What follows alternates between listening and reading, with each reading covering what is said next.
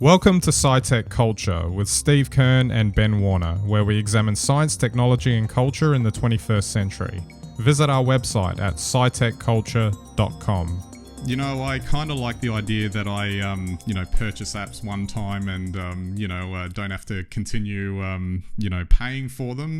But I don't know about you, Steve. We're not in that world anymore. We'll have that general discussion around streaming services, subscription services, and all that more generally. But just to start with the Apple Creator Studio that was announced in the past week, like, in all honesty, yeah, a really good bundle in terms of all the apps it gives you for, a low monthly fee, I guess. Or if you go the annual fee, you'll get a bit of a discount over that 12 months.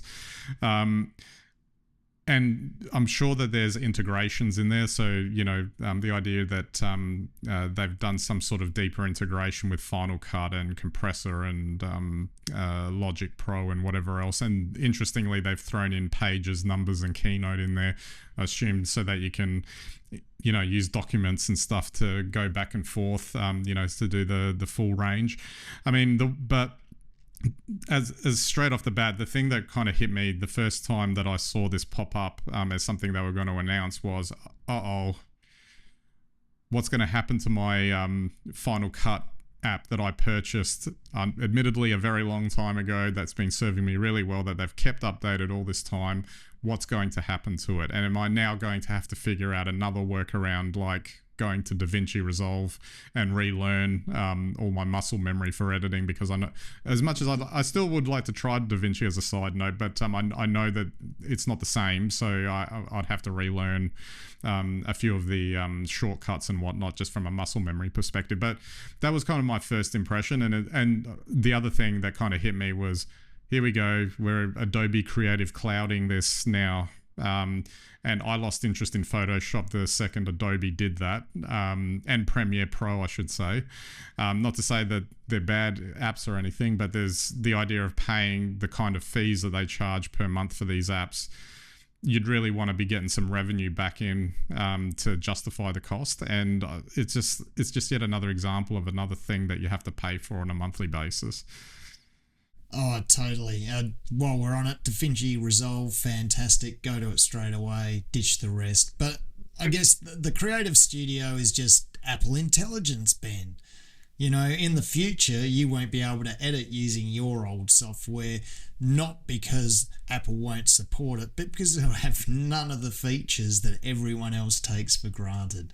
And I think, this is where all of this is heading. It's great, but I think that, effectively what they're doing is building a new platform that is in many ways no different to Adobe, or the way Adobe offers it. And it does, this whole thing does bring up the memories of spending $1,500 on Final Cut 7, I think it was, or I remember, was it $1,300 on Adobe Premiere 25 years ago? You think of those, they were huge investments for people like you and myself, but you were going to have that software probably across 2 or 3 different PCs anyway. It was going to last you 6-7 years, and it gave you time and ownership over your work. I don't think a subscription service is quite the same. And it's a lot harder to churn with a subscription service for creative, capabilities rather than than a streaming service, for instance.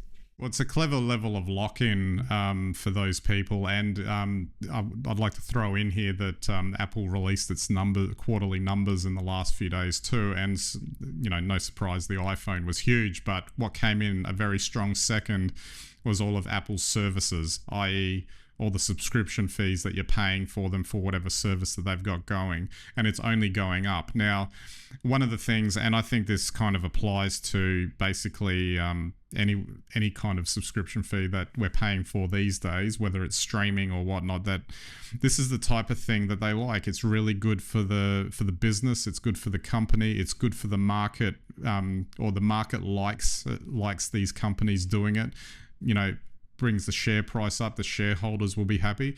The problem is, it's all coming at the expense of the customer. And I know this probably sounds a little bit more, philosophical or psychological, but as a customer, it feels like it introduces a level of anxiety now because of the fact that you have to continually pay every month another fee. And if you add up if you have 20 of these things, not suggesting that you should go out and subscribe to 20 things, but you could very easily it's not about losing track. It's just more, it's in the back of your mind.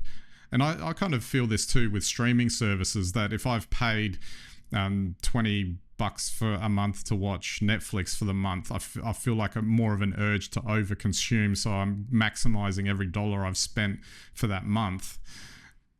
And I don't think I'm alone in that kind of thing, but it's just kind of, it's not a good place to be as a consumer of this stuff. No, it puts you in a very vulnerable position. And I think, I'd like to think they're not designing it this way, but if you think of future workflows and the fact that increasingly, we're working no longer even on our own devices, we're working in the cloud effectively.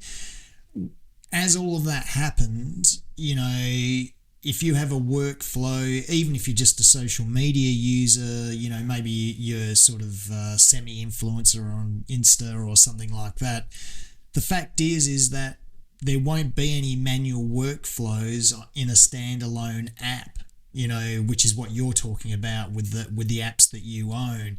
You will require access to a studio to do every step, whether that's just getting an AI bot to do something for you, or whether it is actually to get through your entire workflow, because there'll be an app for each aspect of that. And I think that's, if you were planning a business, move, you would be looking to move people in that direction, primarily because of the income, but also because it makes sense. You create a suite of, that locks people in. But I think, once again, this is the greater threat on creativity rather than AI trawling existing artists' work. This will reduce the ability for people to actually work outside of very, very strict and strict, because there won't be many options. Most of it will be automated,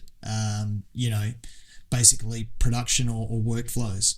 One thing that was kind of a silver lining was the idea that, although it wasn't explicitly stated, being Final Cut, we're using it. This very show is being edited on it each week.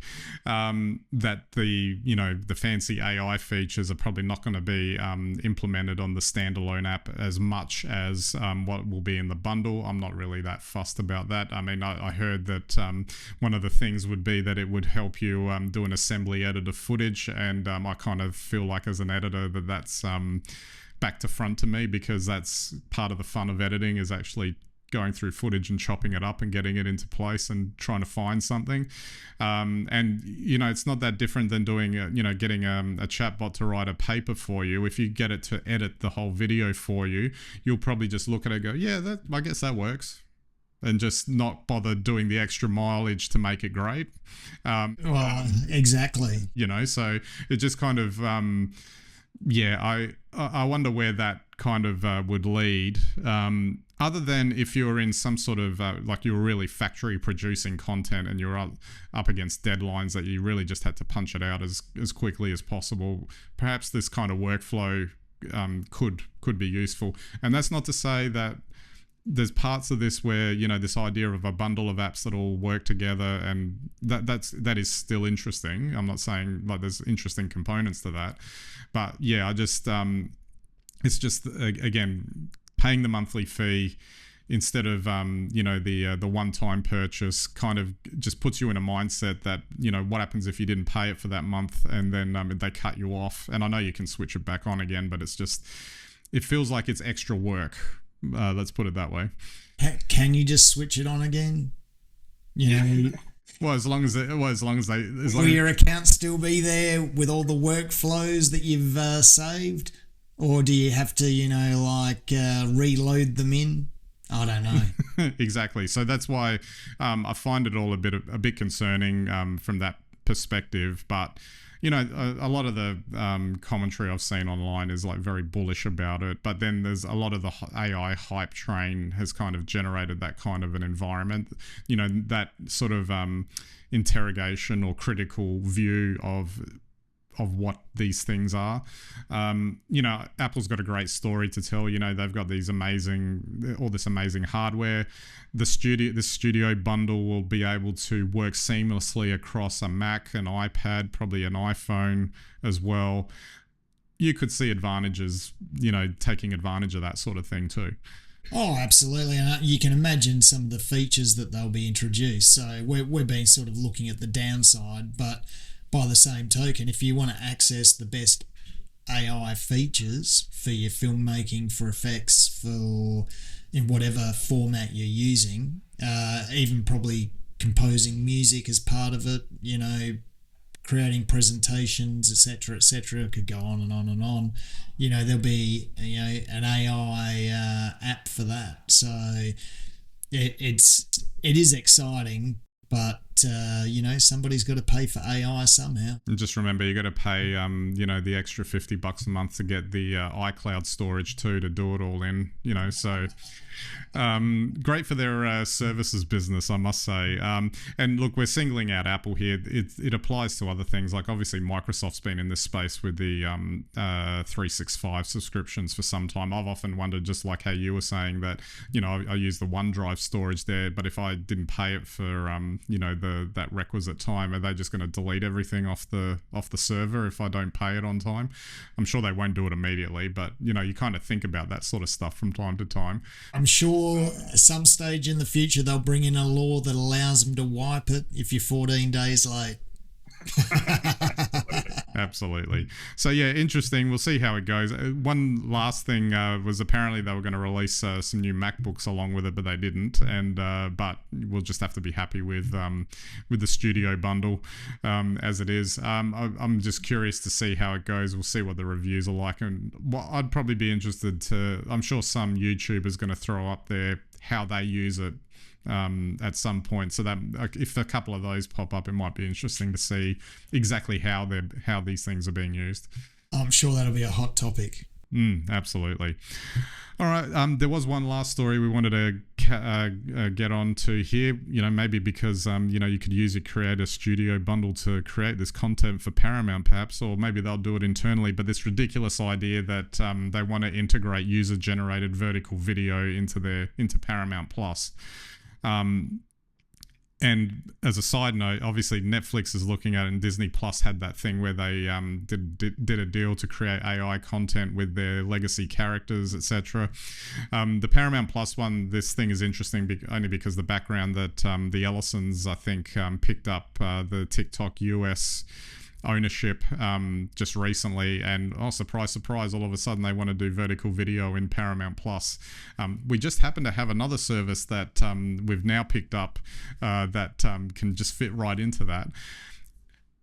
A couple of thoughts. I just thought it was odd. Like, it's just the strangest, oddest thing to do. A very rudimentary, like, kind of this is what the kids are watching, so maybe we need to, start doing this stuff and getting them interacting and being involved. At some point, is it kind of getting into conflict with what actually Paramount is, which is a narrative storytelling company? Like, that's what it was. That's what I thought they were trying to do. They don't need to try and combine these things, because it'll just be all a mess in there. And then, like, I saw a thing the other day about how they're going to get around, actors and directors unions complaints, and how they're going to give royalties to people generating content. Obviously, they could copy the YouTube algorithm for that, but it's just like a lot of these thoughts were just funny. I just thought it was like the strangest thing. Yeah, sure. Maybe is it part of the changing times that these things need to be incorporated? I don't know.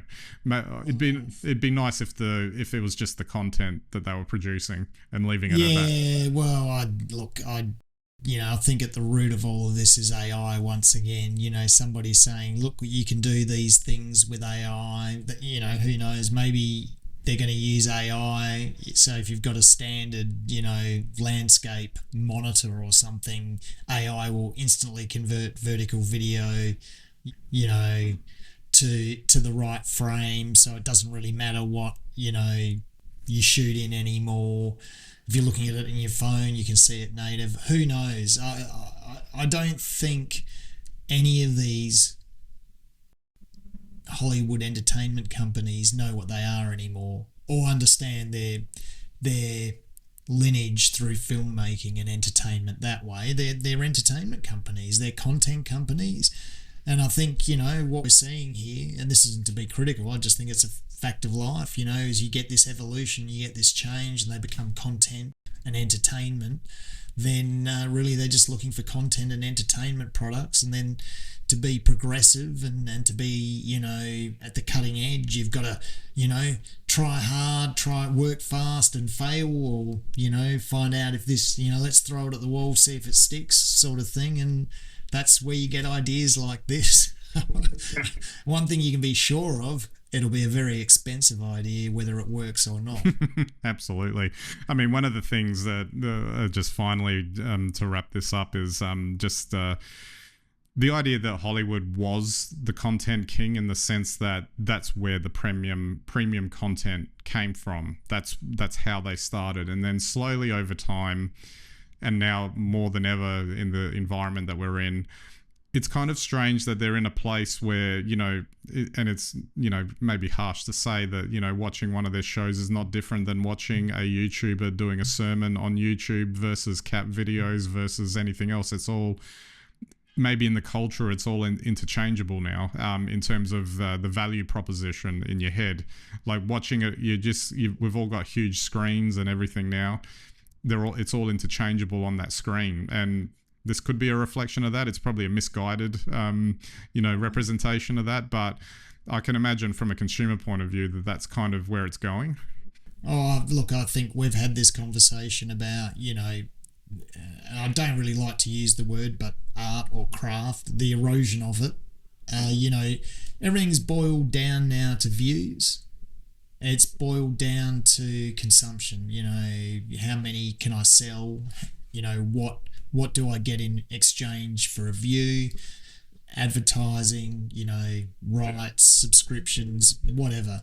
And I think this is just a natural progression. Once you lose, as you've pointed out, sight of the fact that, you used to make A-grade content, and really the metric isn't, are you making A-grade anymore? It's just how many views are you getting? Well, you might as well be on TikTok. It's like, Yeah, well, your grade is actually your view count, not... Your view count, or the profit per view, the return on investment per view, in which case then you want to go to a lower cost product to get maximum views. And we all know that's an 8-second video on TikTok. Absolutely. So if that's, if that's where Hollywood's headed, I wouldn't be surprised. Well, that's they're going to make the best 8-second content in the world. Yep, no doubt. All right, we might wrap it up there. I guess I've got to go and edit this show now while I still can, while Final Cut still works. So hopefully it'll get out. Oh, well, good luck with that. Enjoy it, because you're going to be using Creative Studio before you know it. Or DaVinci, depending on what the wallet says. So put it that way. Go DaVinci every time. Absolutely. All right, so that's it for this week's episode. We'll catch you next time.